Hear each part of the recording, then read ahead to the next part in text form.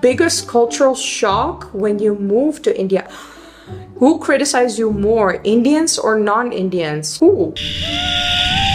I'm living in my favorite country in the world. India and Netherlands will play against each other in the upcoming Cricket World Cup, and that too in Bangalore. So which team will you cheer on for? Guys, are we sure we're doing this? The business culture, I find it very hard. Do you ever feel like having a midlife crisis? A sari whenever I get to wear one. Oh, that is such a treat. That Indian men are creepy. Hi, my name is Ivana and I've been living in India now for more than 5.5 years. In case you're new to my channel, I have a lot of videos about my life in India, and in this series I answer some of your guys' questions about my life in India, about travel, life in Bangalore, and life in general. So without further ado, let's just get started. Biggest cultural shock when you move to India. I think the lack of awareness when it comes down to protecting your privacy in India. If I look at how easily they ask for your phone number everywhere, from supermarkets to all the apps that you're downloading on your phone, and there are not really very strict laws in India regarding data protection. I think they are coming up now. In contrast to that, I tell you why it's a cultural shock. In the Netherlands, people are freaking paranoid about their personal data, protecting their privacy. So coming to India and seeing people give their phone number freely everywhere, give their email freely everywhere, for me it was like, guys, are we sure we're doing this? Data protection and the protection of your privacy as a Dutchie, that was a massive culture shock. I think there are stricter data protection laws coming, and in the meantime, obviously, I have also managed to get around, and usually I say like no to whoever wants my phone number unless it's really necessary. Who criticized you more, Indians or non-Indians? Who? I think it depends on the topic. When it comes down to addressing problems and issues in India, it is definitely the foreigners. They all have a certain bias where they want to hear the worst things about India, like for instance, human rights, women's rights, waste management, sustainability. I mean, you name it. It's always the Western people who are like, why are you not speaking out on those topics? And I'm like, have you ever watched my channel? It's not my personality to get into religion or politics or to complain about things. This is freaking hilarious, by the way, because if this happened to in the Netherlands, people would go berserk. Like, people would go completely freaking mental. And in India, it's like, yay, fight corruption, yay, nobody has money for 2 days, yay. Also one of the reasons why I love India. Always look on the bright side of life, right? It's just not my personality, and I've never done that. Right, I'm only human, so I am disappointed we're not going to the Taj today. And one thing that will always make me come out of bed is food. I found some good food. I have nothing to complain. No matter what country in the world I was in, and I've never really complained about the Netherlands. Yes, the weather, but I will never bash my home country, but I will also never bash India, especially because it is my favorite country in the world. Look at this. What is this machine? This is so interesting. They have like all these, I don't know, I don't want to say old-fashioned, let's say vintage machines and carts and stuff like that, and it feels like I literally traveled back in time. I love Delhi, seriously. It's like the Wild West Mad Max city, which is perfect for adventure. Look. And I made a very conscious choice to live here. I made very serious sacrifices to live here. The best section of them all, the cheese section. So for me to come here and then make complaining videos about the issues in India, that doesn't make sense in my book. So it's always the non-Indians who want to hear about the problems in India. And then Indians are the one who criticize me the most, like, how can you live in India? You left a Western country to live in India. Found shelter, but then honestly, like it's pouring. And I'm like, I literally have 100 videos about this topic. Like I can explain it to you, but in case you have never lived abroad and in case you have never gotten depressed by bad weather, Relax. You ain't got the answers. I'm asking you You a ain't been question. doing the education. Bro, you don't understand me, and that's completely okay. But that is the topic that Indians most criticize me about, leaving a Western country to come and live in India. It is incomprehensible for a lot of Indians, and that is what they criticize me on, which is sometimes frustrating because I'm like, I'm living in my favorite country in the world. Like, what are you complaining about? I'm happy here. I came here because I love this country. So yeah. It depends on the topic. How did you take the big step to move all those years ago, or was it many little steps? Oh, I think it was many little steps from the moment that I came to India, then, traveling the world for 2 years, coming back to India again, it becoming very, very apparent and obvious for me that I definitely do want to try living here. I just wanted to ask you guys something, please. And I know you're the best viewers ever, so you will respect what I'm asking you. Please, please, please. Don't ask me how long are you staying in India. Please don't ask me when are you leaving, because it will just make me cry every single day. I feel I just got here and I have so many more places to see. Now that I'm recording this, I have a little more than a week left, but when you're watching this, I literally have just a couple of days. And it just makes me very sad. And then in the Netherlands, luckily I didn't own the apartment that I was living in with my ex, so I just had to move out my stuff. I am a minimalist. In case you have seen my house also, you might be wondering, why is it so empty? Okay, I'm a mild minimalist. I know people are going to criticize me for this. I'm a mild minimalist. I really only like to own things that I use, so I never had that much stuff in the first place, which is now also stored with my parents. The one thing that I never could figure out is, what am I actually going to do in India? Am I going to be able to build a business here? Because that is obviously what you want. I was an entrepreneur in the Netherlands and I wanted to be an entrepreneur in India, but you don't know if that is going to be possible, in what areas, and what you are going to be able to do here. So what I realized also, knowing India as a country from my travels, is that you have to be here to talk to a lot of people and then figure things out. So only when I came here, I started living with my flatmate Nishta, and Bangalore, I have to say, is really good for entrepreneurs because a lot of people have the same entrepreneurial mindset. They understand what you're talking about, especially if you're starting from scratch. I honestly think I just took it step by step by step. Just like in a Mario game, you jump and then the block appears.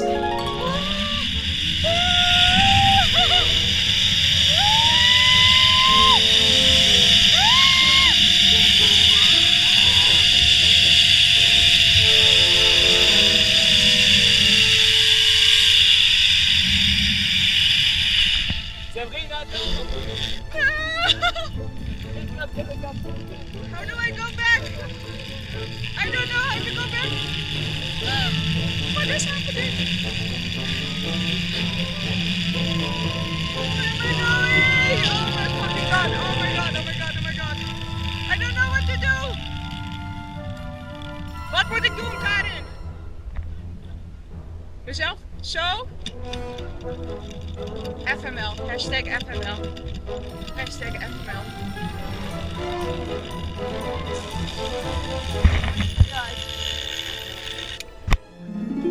But I also always accepted the fact that I might fail at it. I mean, that's kind of in the nature of being an entrepreneur, right? Like, you can always fail, and you have to accept that kind of from the get-go, because otherwise I feel you're setting yourself up for failure if you don't accept that possibility in your head. I personally function a lot more peaceful as an entrepreneur if I know that, okay, I can fail, that's okay, but I'm gonna try not to. I think it was a lot of little steps and figuring things out on the go. What's the one stereotype about India that turned out to be completely true, and what is completely false? I think the stereotype about India that turned out to be completely true is how important family is, and in that context, the biggest impact for me was how important arranged marriage is. Now, if you're an Indian dating in India and, in the arranged marriage context, you already know how difficult it is to find a partner there. But then I was a foreigner, and then getting into that dating scene with the understanding how important family is and how arranged marriages work, I was like, This is gonna be difficult. Luckily, it wasn't that difficult because I do think I always attract the right people for me. But yeah, family is super important. Family above all. Arranged marriages are a very, very real thing in India. I think that is a stereotype that turned out to be true, and what was completely false, that Indian men are creepy. I know I might get a lot of hate, especially from women, about this and like internalized misogyny, blah, blah, blah. But you have to understand that I grew up with a brother. I grew up with a household that was constantly full of boys. And I mean, I don't want to say boys will be boys, but they are also raised with certain stereotypes that if you like a girl, you have to make a move on her. So whenever, you know, my brother's friends would ever hit on me, or whenever boys in school would hit on me or whatever, I am quite comfortable with that. I am not offended. I usually make a joke about it and let it go, thinking that, you know what, he likes me, he feels that he needs to make a move. If I'm just courteous about it, we can, you know, move past it and be friends. Hence, I have found that the stereotype that Indian men are creepy is, in my case,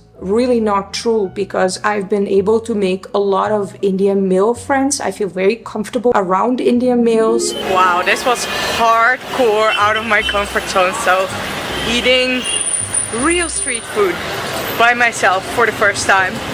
Also being surrounded by, for sure, more than 10 men. And they were so respectful. Like, they maybe just gave me a glance like from the corner of their eyes, but no one was staring. I was just standing here in between all these men. This girl with a pink top. It was really nice. I really have to give Indian men a lot of credit. I've been treated with nothing but respect. Honestly, there have been maybe 1 or 2 instances over the whole of 8 years where somebody has made me feel uncomfortable. Old Delhi will have to wait until next time, because I was just being stalked by an older dude. It was seriously the creepiest stalker I have ever had. And I think what a lot of people don't understand is that India does have a very, very strict male-female segregated society. So I feel that whenever I'm courteous to Indian men and just allow them to be around me, like obviously if you cross a line, I'm going to be very, very clear about that. But then they usually don't cross that line. You can hate on me for this, but I have found that stereotype that Indian men are creepy just simply to not be true. They have been more courteous to me than Western men, if I'm being very honest. What is the one major quality or thing that you dislike about Dutch and like in Indians? I think, and there is a very, very funny account that I regularly share on my Instagram, the fact that Dutch people always have to be so freaking literal. Everything has to be so freaking specific. I'm gonna share that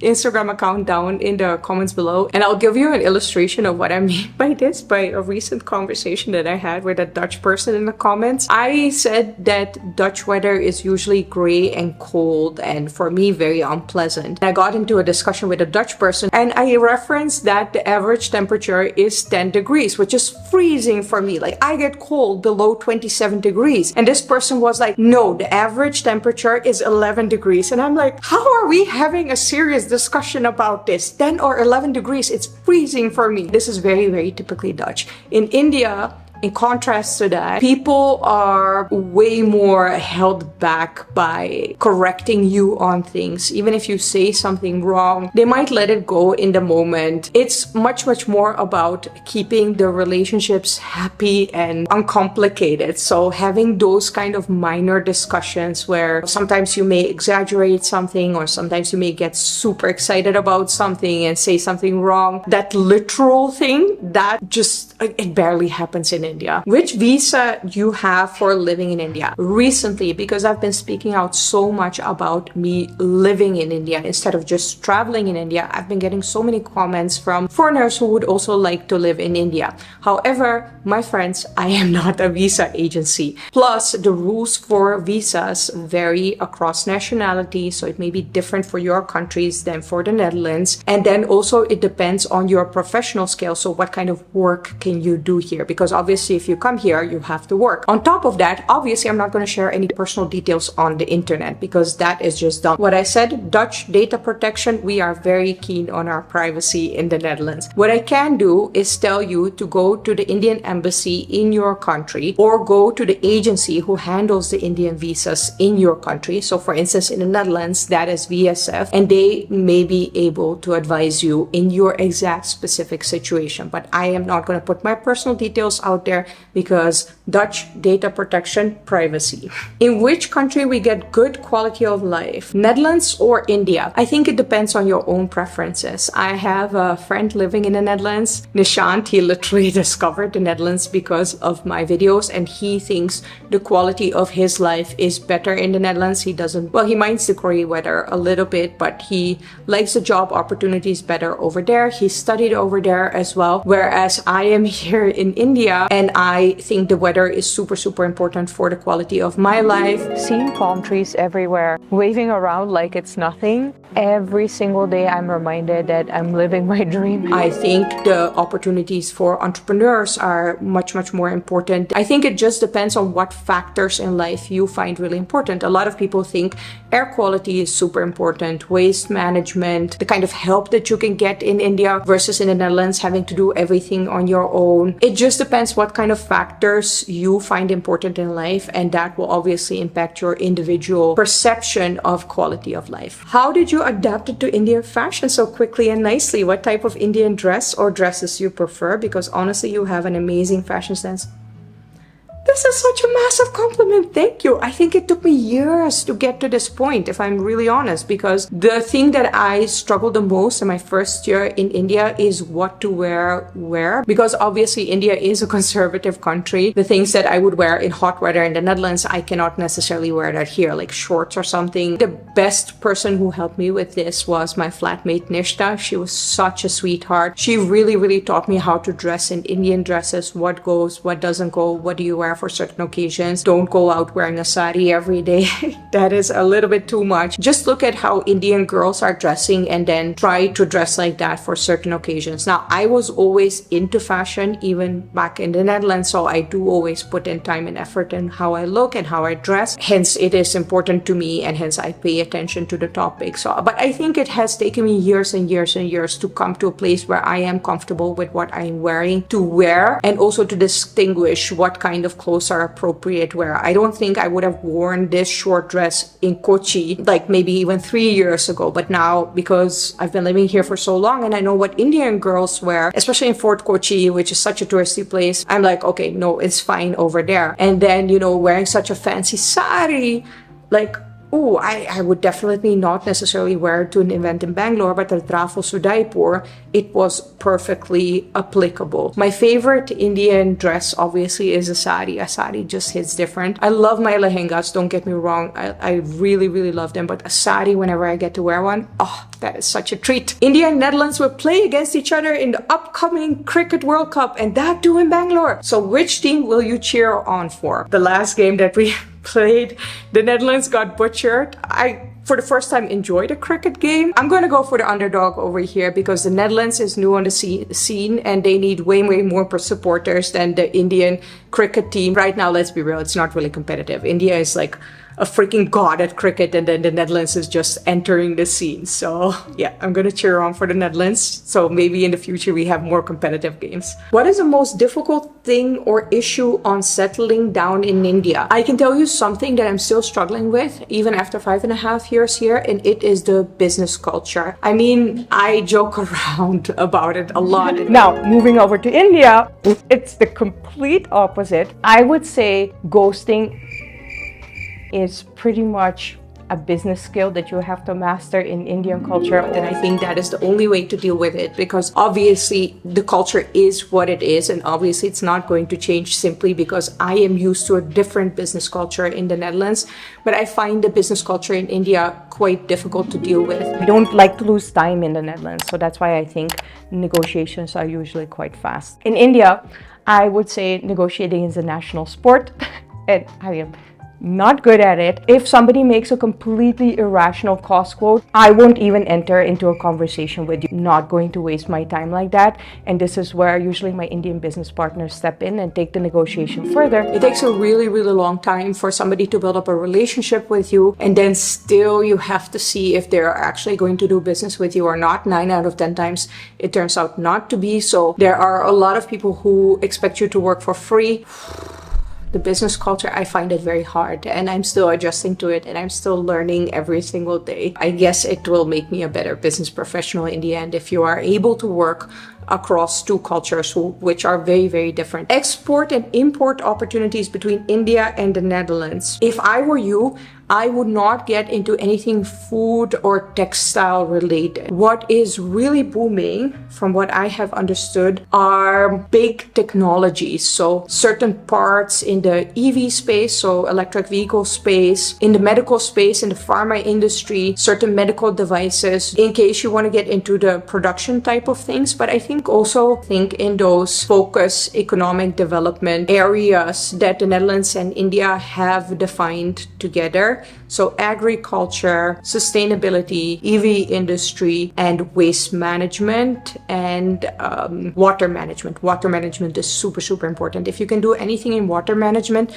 especially in India, it's super relevant, and the Netherlands is specialized in that. Or the other way around, if you want to get into the EV space, I think the Netherlands also really needs help with that. Those economic development areas, those are super important to think from a business perspective. By European standards and by any standards, India is not a clean country, but you still loved it. How? India is not a clean country, honestly. And again, this is going to be very controversial. I don't think India has a bigger problem with waste management than South European countries, like for instance, Spain or Italy. I know obviously waste management should be tackled in India, so I'm not trying to diminish the problem. I'm just trying to put it in a perspective where, for me personally, it wasn't such a big defining factor or so shocking. And yeah, coming from a country like the Netherlands, where the cleanliness sometimes is maybe even bordering clinical, it's nice, but it's not a defining factor in the quality of my life. Obviously, I want to live in a clean environment, but it doesn't have to be clinically clean for me to be happy. And I know other people who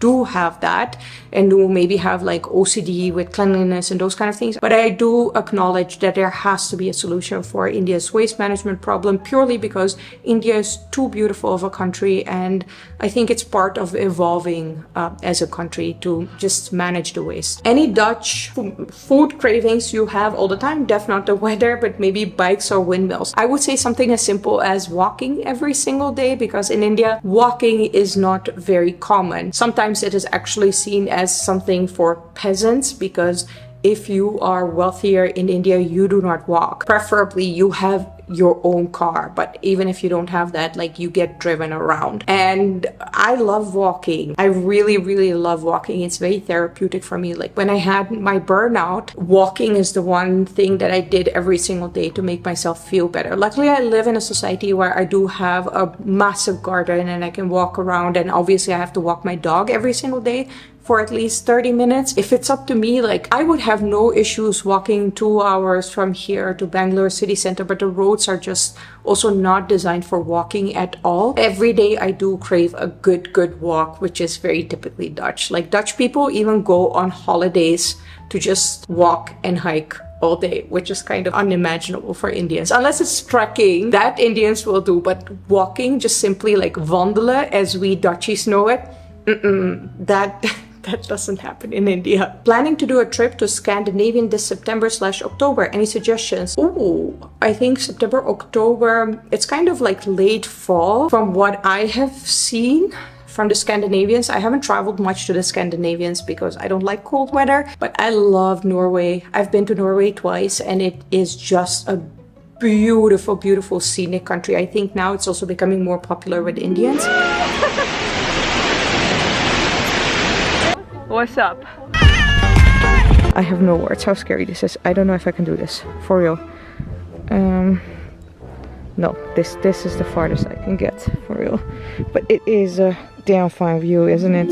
And then Finland looks like a dream. So if you're asking about Scandinavian countries, I think Norway and Finland would be my recommendations. Are you thinking of diversifying the content types on this channel? I think it's hard to maintain a travel vlog channel if you're not traveling almost all the time. Also, you can ask your viewers for suggestions and try some stuff for some time. I mean, if you have any suggestions, please put them down in the comments below. I have been diversifying the content on this channel for the past 3 years, ever since the pandemic started, because that's when it became very, very hard to travel and I had to diversify. And now I think I'm very, very comfortable and I have a pretty good balance where I have like 1 or 2 travel videos a month and then 1 or 2 food videos or vlog types of videos. And I also changed my channel name from Travel Vlog Ivy to Ivana Perkovic Official, because I think a lot more people by now are just following me for me instead of just the travel part, and hence I thought it would be good to change the name of the channel. What is your most cherished childhood memory? Oh, that is such a cute question. I think I have 2. One is the dinner table at my dad's grandmother's house. My dad has a massive family. He comes from a farmer family from Bosnia. My dad has 9 surviving brothers. Well, he has 8 surviving brothers. He is part of the 9. It was always nothing less than 15 people at the dinner table. I love that. As a child growing up in such a massive family, we had 3 farmhouses like next to each other in the mountains, and I was there most of the time while my parents were working. So I grew up on that farm, was always surrounded by family, and those dinners with nothing less than 15 people around the table, that I really, really loved. And then the other favorite memory that I have is of my grandmother from my mom's side. Whenever we would go on a vacation to Croatia, which was then part of Yugoslavia, which was one country, my grandmother would come, and then just spending time with my grandmother, I was the apple of her eye. I adore my grandmother. So I think my favorite childhood memories are always with family, but those 2 memories stand out: my grandmother's dinner table and my grandmother on vacation. Do you ever feel like having a midlife crisis? I honestly think I had my midlife crisis after my burnout. I had a burnout right before I left the corporate world, and I spent 6 months literally in my bed not being able to do anything. It took me, I think, 2-3 years before I was able to read again, to do email, those kind of things. It was very serious mentally, but also physically and emotionally as well. It was an official, clinically diagnosed burnout, so not just me saying like, oh, I'm tired. After that, I luckily had saved up for 3 years to travel the world. That was always my plan. I just got the burnout right before that, and then I went to travel the world, and then I started making travel vlogs. And I think that whole backpacking phase in the beginning of my 30s, that was my hashtag eat, pray, love moment, where I just did whatever I wanted to do and broke free out of the shackles that I was raised with, or something like that. So a midlife crisis for me right now, I don't think it's applicable. I think I have truly brought a lot of my dreams to life. I mean, living in India, doing the work that I get to do, having traveled the world, ooh, a lot of my dreams came true. So for me now, the simple things, you know, building a family, getting married, having kids, those are the things that will be my midlife crisis. Honey, how are you so fair? Are you using some beauty gel or cream? I don't know how I feel about this question, because I think every skin color is beautiful. Obviously, I am Eastern European. I was born in Serbia and grew up in Bosnia, so my skin is fair by itself. My skin is more fair than normal because I think I lack a lot of pigmentation. And I don't think you would believe me if I say this, but I'm going to say it anyway. I got teased a lot for my fair skin color in high school. They used to call me Fester Adams or Ghost, Casper the Ghost. Even now, I don't think you can see, but I'm wearing bronzer to have a little bit more of a tan and to give more definition on my face. It has always been a bigger insecurity of mine than a source of pride. At the end of the day, I think it's important to emphasize, you know, getting this question and why I did want to have it in this video, that every skin color is really, really beautiful. It's just so beautiful to have that variety of skin colors in the world. Yeah, I hope you find your skin beautiful as well. If you would like to know more about my life in India, I have linked previous Q&As down in the description below, where you can find a lot of questions about my private life. Do I have a boyfriend? What kind of work do I do? Why did I choose Bangalore? Bangalore? Why do I love India? All those things, you can find them in the videos that I've made previously. Thank you so much for watching. Thank you so much for submitting the questions, and I will see you in the next video.